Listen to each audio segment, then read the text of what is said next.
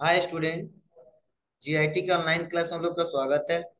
आज के क्लास में लोग सीखने वाले हैं, जानने वाले हैं एमएस एक्सेल के बारे में। तो चलिए हम लोग जानते हैं एमएस एक्सेल होता क्या है, इसको ओपन कैसे करते हैं, इसका यूज कहाँ कहाँ पे किया जा सकता है। तो मैं पहले बता दूं, एमएस एक्सेल एक स्प्रेडशीट प्रोग्राम है जिसका इस्तेमाल करके हम लोग कोई भी डाटा एंट्री कर सकते हैं और उस डाटा एंट्री पे हम आसानी तरीके से बड़े से बड़े डाटा का कैलकुलेशन इजीली तरीके से किया जा सकता है। और इसमें जो भी हम लोग काम करते हैं वो टेबुलर फॉर्मेट में काम करते हैं, एक टेबल के फॉर्मेट में काम करते हैं और उस डाटाबेस को स्प्रेडशीट के सहारे हम लोग क्रिएट करते हैं, बनाते हैं। इसीलिए इसको बोला गया है स्प्रेडशीट प्रोग्राम। और बहुत सारे इसमें सीट होते हैं जिन सीटों का इस्तेमाल करके हम लोग एक एक करके डाटाबेस क्रिएट कर सकते हैं, कैलकुलेशन कर सकते हैं। तो चलिए देखते हैं कैसे इसको ओपन करते हैं और कैसे कैसे डाटाबेस क्रिएट किए जा सकते हैं। तो इसके लिए हम आते हैं और एमएस एक्सेल को ओपन करते हैं। एमएस एक्सेल को ओपन करने का बहुत सिंपल प्रोसेस है। विंडो प्लस आर दबाएंगे और इसके लिए हमको एक्सेल ही टाइप करना होगा। जैसे एमएस वर्ड को ओपन करना होता था तो हमको विनवर्ड टाइप करना होता था, इसमें ऐसा प्रोसेस नहीं है। एक्सेल के लिए हम लोग को एक्सेल ही लिखना होगा और इंटर बटन दबा देते हैं तो देखिए हमारे सामने कुछ ऐसा इंटरफेस एक्सेल का आ जाएगा। तो कुछ बने बने पहले से रेडीमेड फॉर्मेट है, क्या ऐसा डाटाबेस बनाना है या ऐसा बनाना है तो आप ले सकते हो। देखो बहुत सारे डाटाबेस पहले से बने हैं, देखो ऐसे ऐसे फॉर्मेटिंग में एक एक करके। तो ये भी हम लोग यूज करेंगे, लेकिन पहले जो हमारे पास प्रेजेंट टाइम में हम सीखेंगे इसमें बनाना, तो इसके लिए देखो यहीं पे ऑप्शन आता है ब्लैंक वर्कबुक। मतलब जिसमें हम काम करें उसे क्या बोलेंगे, वर्कबुक बोलेंगे। ठीक है। कई बार ऐसा पूछा जाता है कि बहुत सारे सीटों को क्या बोला जाता है, तो वर्कबुक बोला जाता है। मतलब प्रेजेंट टाइम में जो सीट पे काम करते हैं वो एक वर्कबुक होता है। उस बुक में हम लोग काम करते हैं अपने रिक्वायरमेंट के आधार पे। तो चलिए हम यहाँ पे क्लिक करते हैं। जैसे क्लिक करेंगे तो देखो बाय डिफॉल्ट हमारा कितना सीट ओपन हुआ इस समय, वन सीट ओपन हुआ है, दिख रहा है आपको। और कुछ ऐसा इंटरफेस हमारे सामने आ गया है। अब चलिए किस इंटरफेस को किस नाम से जानते हैं उसको हम लोग सीखते हैं। तो देखिए यहाँ पे रेड में जो हाईलाइट है प्रेजेंट टाइम में, यह जो यहां से लेके और यहां तक पूरा पट्टी जो दिख रहा है, मैंने आपको ऑलरेडी पहले भी बताया था।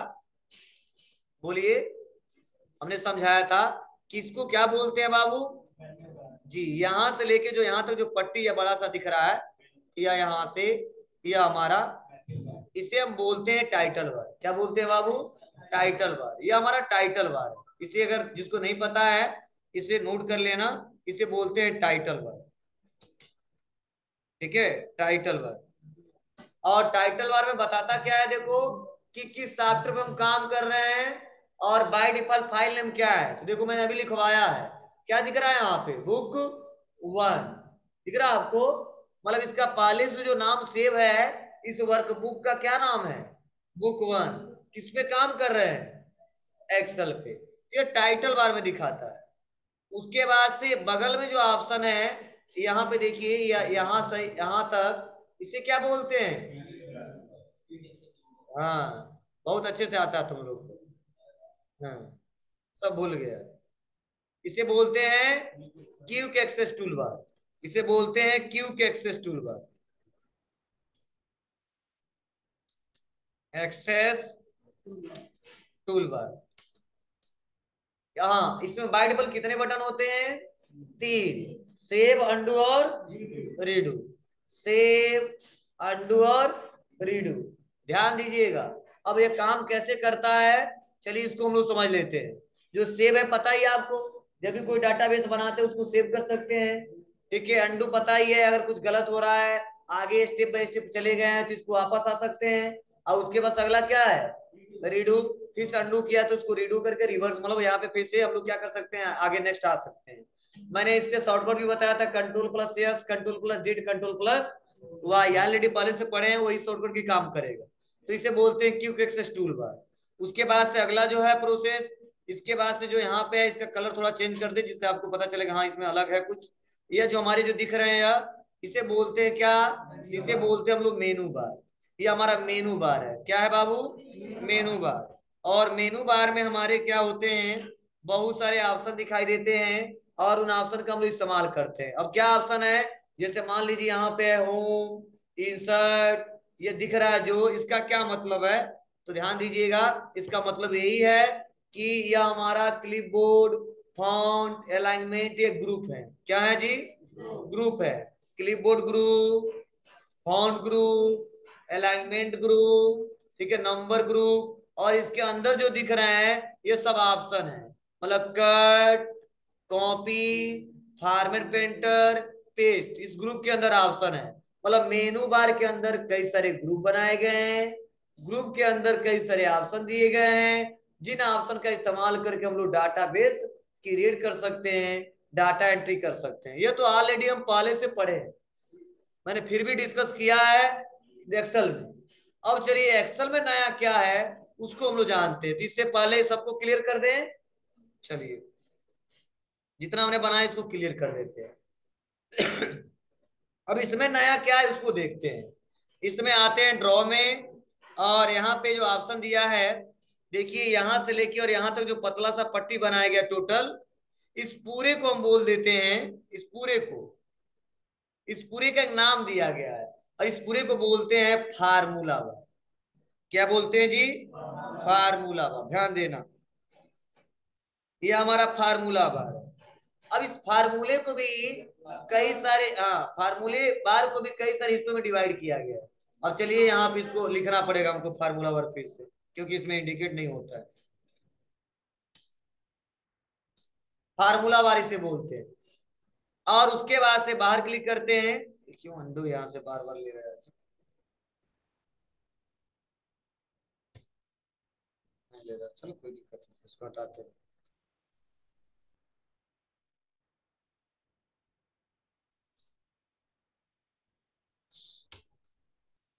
फार्मूला बार, उसके बाद से यहाँ पे नेक्स्ट आते हैं, और इसको भी देखो यहाँ पे जो दिख रहा है क्रॉस चेक बॉक्स यहाँ पे, तो यह जो हमारे ऑप्शन ये दिख रहे हैं, या जो कि एफएक्स है, इस एफएक्स का एक नाम दिया गया है।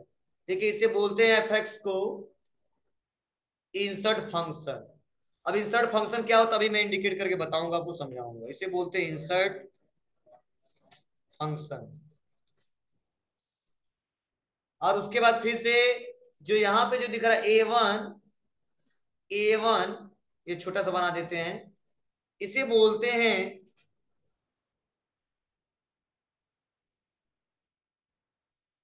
Name box. क्या बोलते हैं, नेम बॉक्स। और कई लोग इसे बोल देते हैं एड्रेस बॉक्स।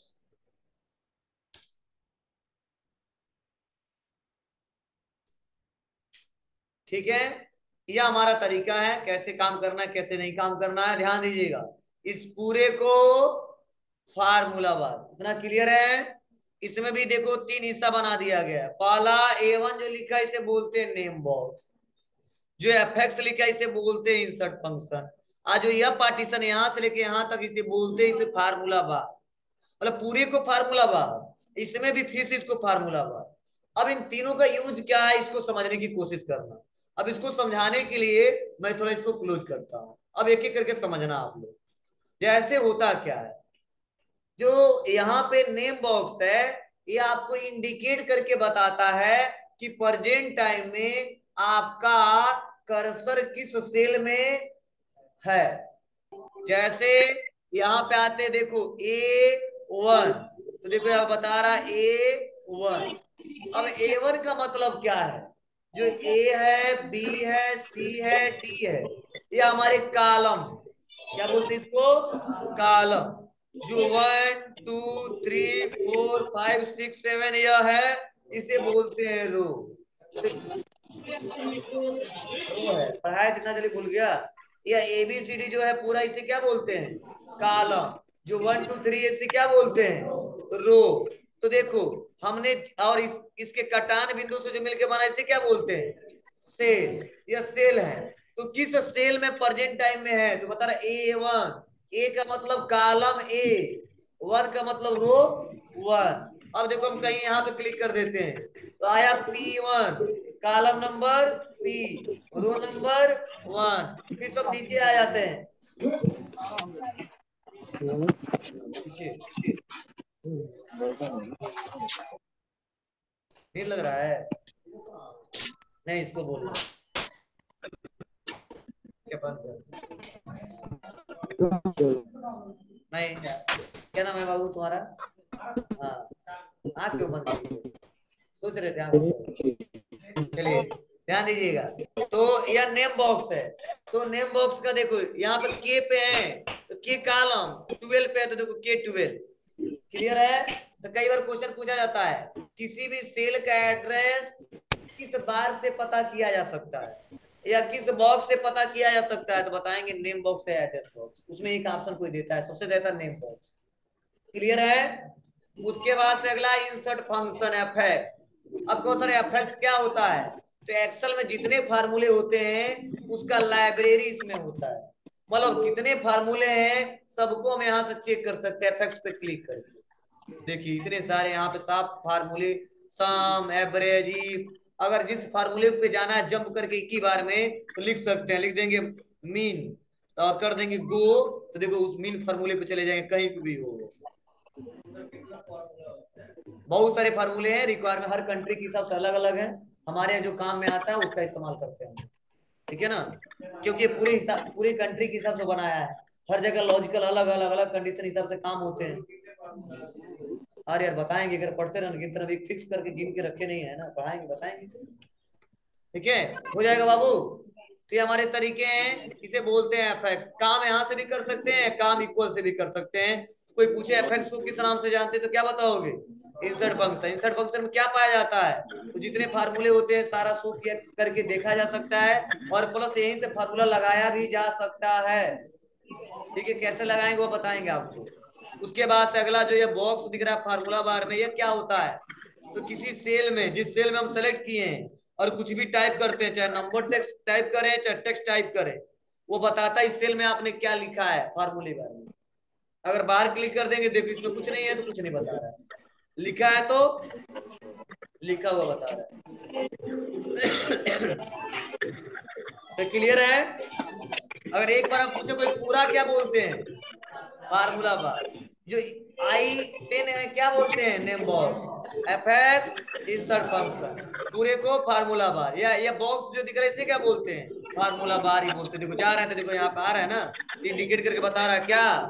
फार्मूला बार। यहाँ पे देखो आ रहा है तो क्या बता रहा है? Insert function. और यहाँ पे आ रहा है तो क्या बता रहा है? Name box. क्लियर है?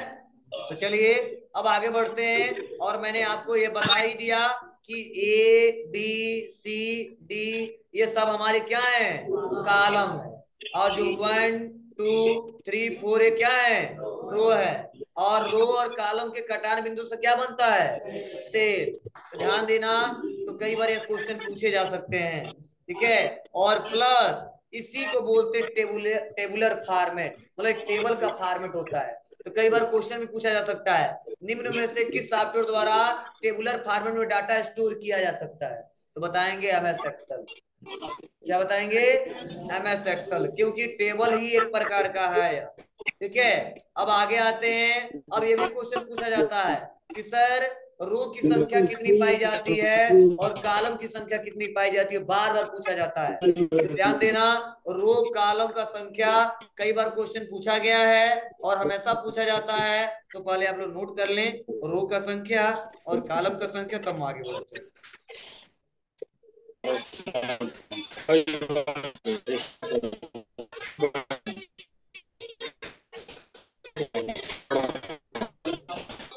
इसको पूरा क्लियर कर दे, इसकी जरूरत है नहीं।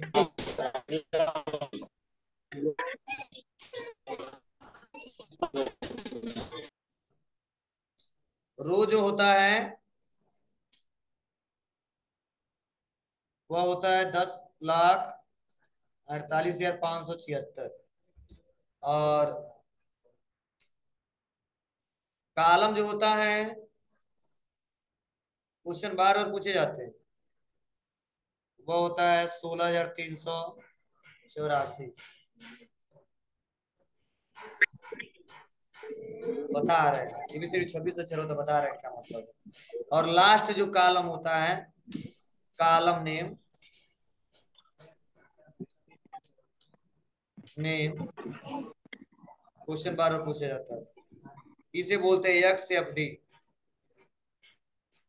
ये कैसे काम करता समझ रहे हो ना, ए से लेके जेड तक, फिर से A B A C A D, अब समझ जाओ। हाँ वैसे 26 26 बनाता है जितना जाता है, लास्ट में यही तक जाता है एक्स एफ डी, या एक्स एफ डी नाम है, या वहां तक जाएगा लास्ट कॉलम।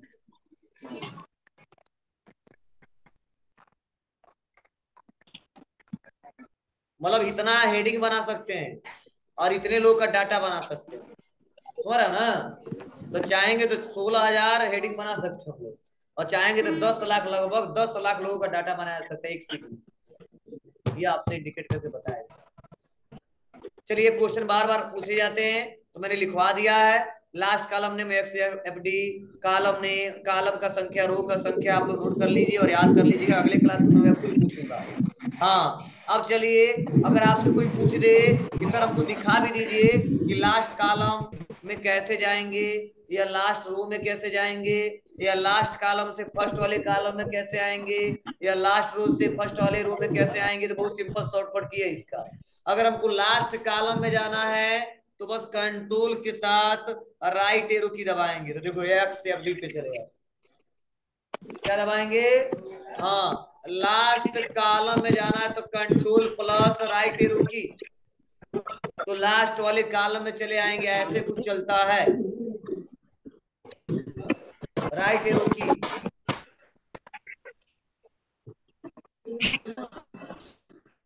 ठीक है,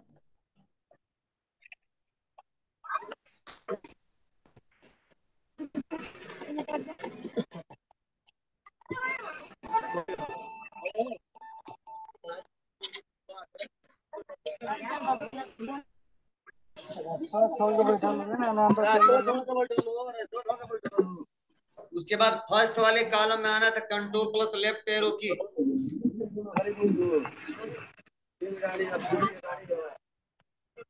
लेफ्ट एरो की फर्स्ट वाले कॉलम में आना हो तो डायरेक्ट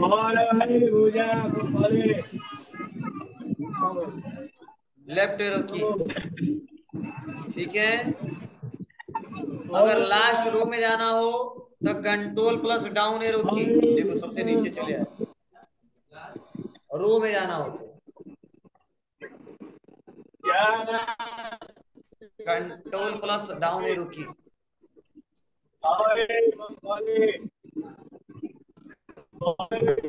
ओके,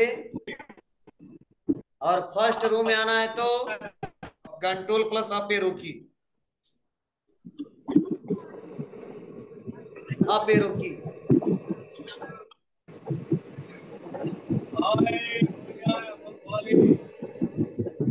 ठीक है बाबू,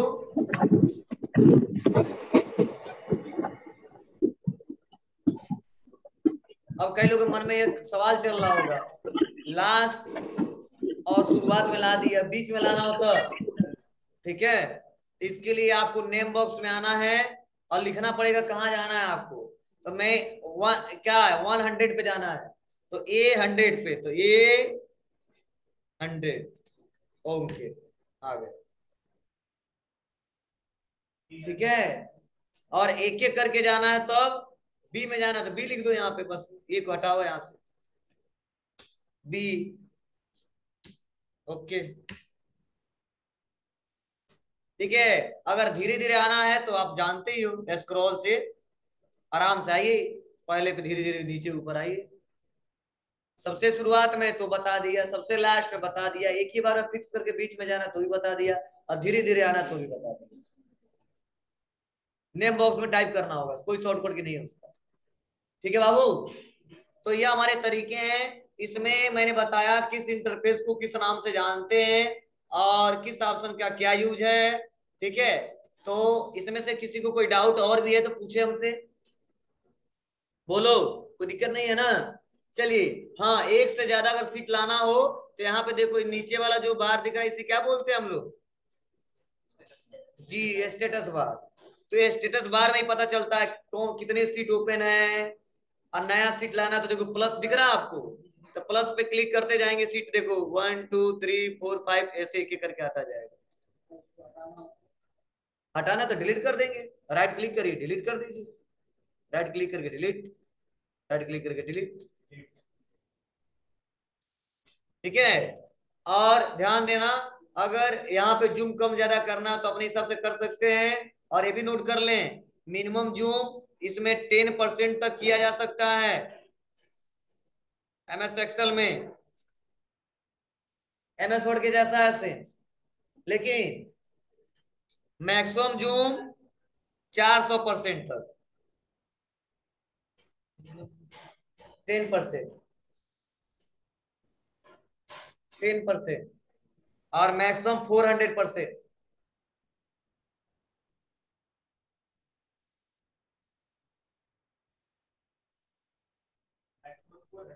जी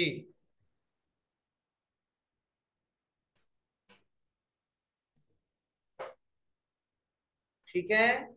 अब एक बात और सुन लीजिए, जैसा डाटाबेस हो वैसे आप सीट का रीनेम कर दीजिए। जैसे मान लो सीट 1 है, तो सीट 1 सीट 2 ऐसे नहीं पता कर पाएंगे कि डाटा किस पे बना है क्या बना है। तो मान लो इस पे स्टूडेंट रिकॉर्ड बना है तो लिख दो स्टूडेंट रिकॉर्ड। यहाँ पे कोई मान लो संस्था को कोई बिजनेस का कोई डाटाबेस बनाया है तो लिख दो यहाँ पे, मतलब जो जैसा रहे डाटा वैसा सीट का नेम दे दीजिए। तो मान लो हमको स्टूडेंट रिकॉर्ड बनाना है, तो यहाँ पे क्लिक कर देंगे, और क्लिक करके राइट क्लिक करेंगे, यही पे ऑप्शन है रीनेम, और लिख देंगे स्टूडेंट डाटाबेस। जिसे पता चलेगा हाँ इस सीट पे स्टूडेंट डाटाबेस है, तो खोजना नहीं पड़ेगा, दूसरे पे तीसरे पे है स्टूडेंट डाटाबेस पे जाना, बस क्लिक कर दीजिए। सुनाया। या एक और तरीका रीनेम करने का, डबल इसी पे क्लिक कर दो और लिख दो क्या बनाना है, तो सैलरी सीट।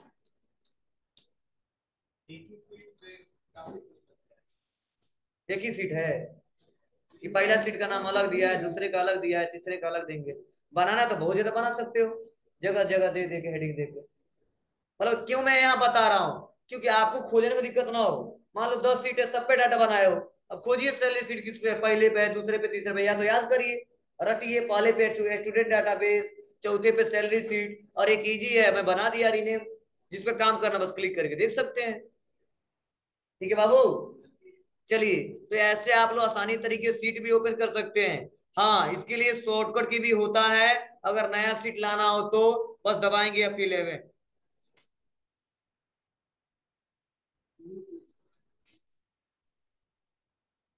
नहीं F11 नहीं, रुक जाओ,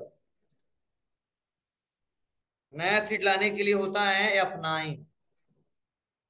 एक बार मुझे चेक कर लें, मुझे बताते हैं, भूलता जाता है। 9 होना चाहिए, सीट है एक और लाना है, से काम कर रहा है। सीट 1,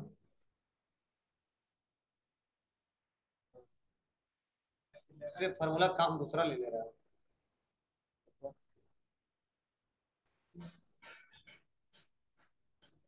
वर्जन चेंज होने से थोड़ा सा शॉर्टकट भी कुछ इधर उधर हो जाते हैं। Windows+R, Excel.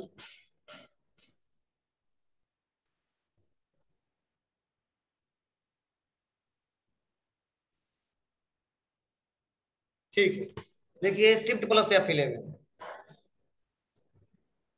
Shift+F11 new new seat लेने हैं तो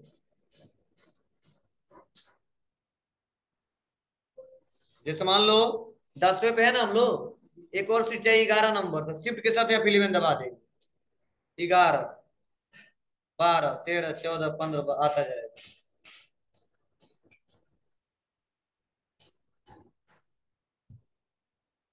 यहां तक सबको क्लियर है। तो मैंने अभी बेसिक इंट्रोडक्शन बताया कैसे इसको ओपन करेंगे, किस इंटरफेस को किस नाम से जाना जाता है, और किसका क्या काम है, और कैसे इसका इस्तेमाल करेंगे हम लोग। तो आप चाहोगे तो आज एक्सेल ओपन करके कोई डाटाबेस बना सकते हो। ठीक है, मैं कैलकुलेशन वैलकुलेशन करना नहीं बताया हूँ, कल से सब डाटाबेस बनाना बताऊंगा भी, कैलकुलेशन करना भी बताऊंगा, किस फार्मूले का क्या यूज है वो भी सब बताऊंगा। तो आज आप लोग तो मैंने लिखवा दिया, समझा दिया, बता दिया, इसका इंट्रो दे दिया कि हाँ किस इंटरफेस को किस नाम से जानते हैं, किसका क्या काम है। और बार बार हमसे मत पूछना कि सर यह F11 क्या है, आपको इतना पता होना चाहिए।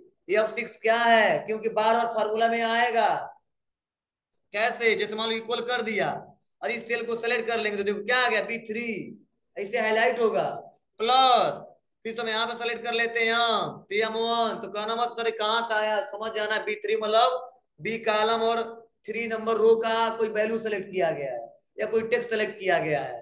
और M1 तो M वाले कॉलम का रो नंबर 1 का कोई वैल्यू या कोई टेक्स्ट सेलेक्ट किया गया है, तो ये यहाँ पे इंडिकेट करके बता रहा है। समझ ना। तो यार सवाल बार बार आएगा तो मैंने पहले ही आपको क्लियर कर दिया कि यह क्यों आता है। तो यह नेम बॉक्स का, ये सेल का एड्रेस होता है। ठीक है, कई बार ऐसा क्वेश्चन ऐसे आ जाएगा, कॉलन और M1। तो देखिए M1 क्या क्या मतलब है, B3 M1 मतलब B3 से लेके और M1 तक का डाटा यहाँ पे सेलेक्ट करना है। तो समझ जाना कि हाँ रो और कॉलम का संख्या बताया जा रहा है। क्लियर है ना। ध्यान दीजिएगा, ऐसा बार बार आएगा तो आगे मैं आपको डिस्कस करूंगा, बताऊंगा भी वहां पे भी। लेकिन इस समय आपको मैंने बताया है तो ऐसा नहीं होना चाहिए कल फिर से भूल जाए और बता ना पाया।